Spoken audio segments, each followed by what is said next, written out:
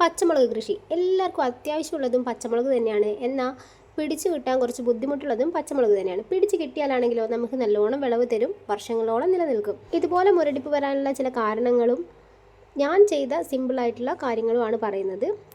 അപ്പോൾ വീഡിയോ മുഴുവനായിട്ടും കാണുക. ഇഷ്ടപ്പെടുകയാണെങ്കിൽ ചാനലൊന്ന് സബ്സ്ക്രൈബ് ചെയ്യുക. ഈ ഒരു പച്ചമുളകിൻ്റെ തൈ നേരത്തെ കാണിച്ച മുരടിപ്പ് വന്ന പച്ചമുളകിൻ്റെ ഗ്രോ ബാഗിൽ നിന്ന് മാറ്റി നട്ടതാണ്. പക്ഷേ ഇതിനിപ്പോൾ ഒരു പ്രശ്നവുമില്ല, നല്ല ആരോഗ്യത്തോടു കൂടിയാണ് വളരുന്നത്. ഇതിൽ നിന്ന് ഓൾറെഡി പച്ചമുളക് ഉണ്ടായി 2-3 എണ്ണം പറിച്ചു. ഇനിയും നിറച്ച് മൊട്ടുകൾ വന്നിട്ടുണ്ട്.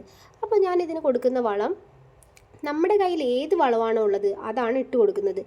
ഇട്ട് കൊടുക്കുന്നതിന് മുമ്പ് ചുവടൊന്ന് ഇളക്കി കൊടുക്കും. ഇതിപ്പോൾ ചാണകപ്പൊടിയാണ് ഇട്ട് കൊടുക്കുന്നത്.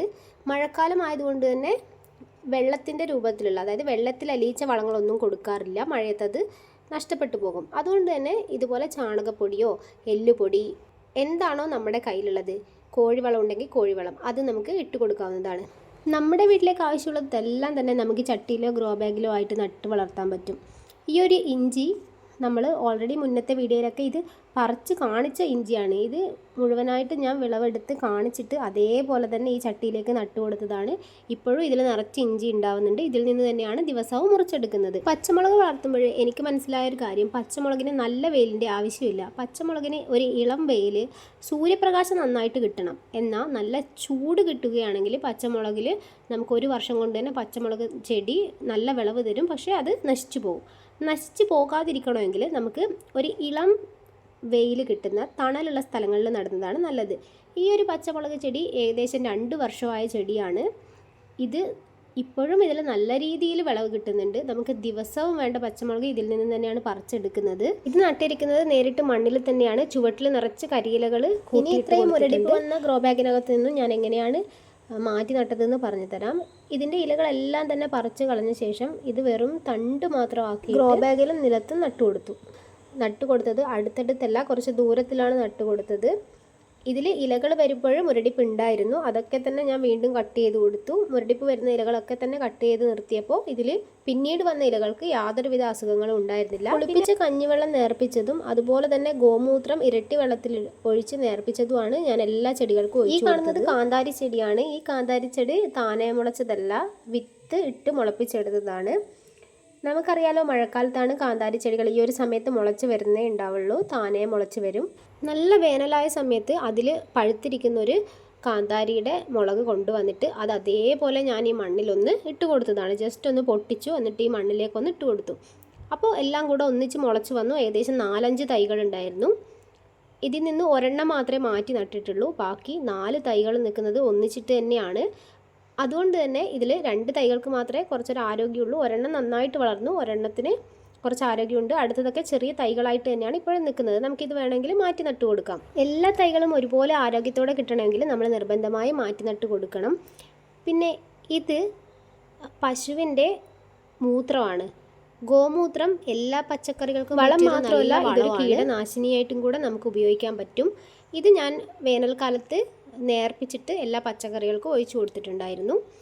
ഈ ഒരു മുളക് ഉണ്ടമുളക് എന്നാണ് ഇവിടെ പറയുന്നത്. നല്ല എരിവുള്ള മുളകാണ്. ഈ മുളകിന് പ്രത്യേകിച്ച് വളത്തിൻ്റെയോ പരിചരണത്തിൻ്റെയോ ആവശ്യമില്ലാതെ തന്നെ നമുക്ക് എല്ലാ വർഷവും ഉണ്ടാവാറുണ്ട്. മുളകൊക്കെ തീർന്ന് ഈ മുളക് ചെടിയുടെ ഇലകളൊക്കെ ചെറുതായി നിൽക്കുന്ന അവസ്ഥയിൽ ഈ മുളക് ചെടി ചുവടുന്നങ്ങ് മുറിച്ചു കൊടുത്തു കഴിഞ്ഞാൽ അടുത്ത വർഷം ആകുമ്പോഴത്തേക്കും പുതിയ തളിർപ്പ് വരികയും അതിൽ നിറച്ച് മുളക് ഉണ്ടാവുകയും ചെയ്യും. അങ്ങനെയാണ് ഞാൻ ചെയ്തു കൊടുക്കുന്നത്.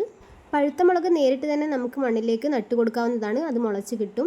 അതിനുവേണ്ടി നമ്മളൊരു ഗ്രോ ബാഗിനകത്ത് മണ്ണ് നിറക്കുക, അല്ലെങ്കിൽ നന്നായിട്ടൊന്ന് ഇളകിയ മണ്ണുള്ള സ്ഥലത്തേക്ക് പഴുത്ത മുളക് ഇതുപോലെ പൊട്ടിച്ച് ഇട്ട് കൊടുക്കുക. പൊട്ടിച്ചിടുമ്പോൾ കൈക്ക് എരിവുണ്ടാവും. അതുകൊണ്ട് തന്നെ കൈ അതിനുശേഷം സോപ്പിട്ട് കഴുകണം. ഇങ്ങനെ പൊട്ടിച്ച് ഇട്ട് കൊടുത്ത ശേഷം അതിന് മുകളിൽ ചെറുതായിട്ടൊന്ന് മണ്ണ് വിതറി കൊടുക്കാം. ഇപ്പോൾ വളമൊന്നും ചേർക്കേണ്ട ആവശ്യമില്ല. ഇത് മുളച്ച് വന്നതിന് ശേഷം നമ്മൾ മാറ്റി നടണം. അപ്പോഴേ നമ്മൾ വളം ചേർക്കേണ്ട ആവശ്യമുള്ളൂ. ഇപ്പോൾ വെറും മണ്ണിലേക്ക് ഇങ്ങനെ ഒന്ന് ഇട്ട് കൊടുത്താൽ മതി. 4-5 ദിവസം കഴിയുമ്പോൾ തന്നെ ഇത് 2 ഇലകളായിട്ട് മുളച്ച് വന്നിട്ടുണ്ടാവും. ഇവിടെ ഗ്രോ ബാഗിനകത്തുള്ള ഈ മുളക് തൈ മാറ്റി നട്ട് ഞാൻ കാണിച്ചു തരാം. ഒരു ഗ്രോ ബാഗിനകത്ത് ഒരുപാട് മുളക് തൈകൾ ഒന്നിച്ച് വളർന്നു നിൽക്കുന്നുണ്ടെങ്കിൽ നമ്മൾ പെട്ടെന്ന് തന്നെ അതിൽ നിന്നും വലിപ്പം കൂടിയവയെ മാറ്റി നട്ട് കൊടുക്കണം. ഇല്ലെങ്കിൽ എല്ലാത്തിനും മുരടിപ്പ് രോഗം വരും. ഇതിപ്പോൾ ഞാൻ ഈ ഗ്രോ ബാഗിനകത്തേക്കാണ് മാറ്റി നട്ട് കൊടുക്കുന്നത്. മണ്ണ് നന്നായിട്ട് ഇളക്കമുള്ള മണ്ണായിരിക്കണം. ഏത് ചെടി നടുമ്പോഴും നമ്മൾ എടുക്കുന്ന മണ്ണ് നല്ലപോലെ ഇളക്കമുള്ള മണ്ണായിരിക്കണം. ഇതിപ്പോൾ മഴ പെയ്ത് നനഞ്ഞിരിക്കുന്ന മണ്ണാണ്. മണ്ണിനോടൊപ്പം ചകിരി കമ്പോസ്റ്റോ ചകിരിപ്പൊടിയോ ഒക്കെ ഇട്ട് നമുക്ക് ഈ മണ്ണിനെ നല്ല ഇളക്കമുള്ള മണ്ണാക്കി മാറ്റാം. അതിനുശേഷം നമ്മുടെ കയ്യിലുള്ള വളം ഏതാണ്, ഇപ്പോൾ ഇട്ട് കൊടുത്തത് ചാണകപ്പൊടിയാണ്. അപ്പോൾ നമ്മുടെ കയ്യിലുള്ള വളം ഏതാണോ അത് നമുക്ക് ഇട്ട് കൊടുക്കാം. പച്ചച്ചാണകവും കോഴിക്കാഷ്ടവും നമ്മൾ നേരിട്ട് ഒരു ചെടികൾക്കും ഇട്ട് കൊടുക്കാൻ പാടില്ല. അത് ചെടികൾ കരിഞ്ഞു പോകാൻ ചാൻസ് ഉണ്ട്. അതുകൊണ്ട് തന്നെ പച്ചച്ചാണകമാണെങ്കിൽ നമുക്ക് ഉണക്കി പൊടിച്ച് ഇതുപോലെ ഇട്ട് കൊടുക്കാം. അതല്ല കോഴിക്കാഷ്ടമാണെങ്കിൽ വെള്ളം നനച്ച് ചൂട് കളഞ്ഞ ശേഷം ഇട്ട് കൊടുക്കാം. ഇനി മാറ്റി നടുന്ന തൈയുടെ വേര് പൊട്ടാത്ത രീതിയിൽ നമുക്കിതിനെ ഇളക്കിയെടുക്കാം. അല്പം മണ്ണോട് കൂടെ തന്നെ ഇളക്കിയെടുക്കാൻ പറ്റുമെങ്കിൽ അതാണ് നല്ലത്. അപ്പോൾ നമ്മുടെ ചെടിക്ക് യാതൊരു വിധത്തിലുള്ള വാട്ടവും ഉണ്ടാവില്ല. അപ്പോൾ ഇതുപോലെ ഇളക്കിയെടുത്ത ശേഷം നമ്മൾ നേരത്തെ തയ്യാറാക്കി വെച്ചിട്ടുള്ള ഗ്രോ ബാഗിലേക്ക് ഇറക്കി വെച്ച് കൊടുക്കുക. ഇനി ഒരു 2-3 ദിവസത്തേക്ക് ഇത് നല്ല വെയിലത്ത് വെക്കാൻ പാടില്ല. കുറച്ച് തണൽ കിട്ടുന്ന സ്ഥലത്ത് വെക്കുക. ഇതിപ്പോൾ വേര് മണ്ണോട് കൂടിയുള്ളതായതുകൊണ്ട് വെയിലത്ത് വെച്ചാലും വാടിപ്പോകില്ല. എന്നാലും നമ്മളൊരു 2-3 ദിവസത്തേക്ക് ഇതിൻ്റെ വേരൊക്കെ പുതിയ മണ്ണിലേക്ക് പിടിക്കുന്നത് വരെ തണലത്ത് വെക്കുക. 2 ദിവസം സൂര്യപ്രകാശം നല്ലപോലെ കിട്ടുന്ന സ്ഥലത്തേക്ക് മാറ്റി വെക്കാം. വളരെയധികം വെയിലുള്ള സ്ഥലങ്ങളാണെങ്കിൽ ഇതിൻ്റെ ചുറ്റിലും നല്ലപോലെ കരിയിലകളോ മറ്റോ പൊതയിട്ട് കൊടുക്കുക. ഗ്രോ ബാഗിനകത്താണെങ്കിലും ചുറ്റിലും കരിയിലകൾ നിറച്ചു കൊടുക്കുക. വേനൽക്കാലത്താണെങ്കിൽ മാസത്തിൽ 2 തവണ ജൈവ സ്ലറി ഒഴിച്ചു കൊടുത്താൽ മതിയാവും. കഞ്ഞിവെള്ളം നേർപ്പിച്ചത് ഒഴിച്ചു കൊടുക്കാം. പുളിപ്പിച്ച കഞ്ഞിവെള്ളമാണ് ഒഴിച്ചു കൊടുക്കേണ്ടത്. അതുപോലെ തന്നെ ഗോമൂത്രം നേർപ്പിച്ച് ഒഴിച്ചു കൊടുക്കാം. മഴക്കാലത്ത് ചാണകപ്പൊടി, കോഴിവളം, എല്ലുപൊടി, സൂപ്പർ മീൽ ഇവയൊക്കെ തന്നെ നമുക്ക് ചുറ്റിലും വിതറിയിട്ട് കൊടുക്കാവുന്നതാണ്. ഇനി ഇവയൊന്നും തന്നെ ഇല്ലെങ്കിൽ മുട്ടത്തോടും ഉള്ളിത്തൊലിയും ഉണക്കി പൊടിച്ച് ഇട്ട് കൊടുക്കാം. ഈ വീഡിയോ ഇഷ്ടപ്പെട്ട ചാനൽ ഒന്ന് സബ്സ്ക്രൈബ് ചെയ്യുക, കമൻറ്റ് ചെയ്യുക, സപ്പോർട്ട് ചെയ്യുക.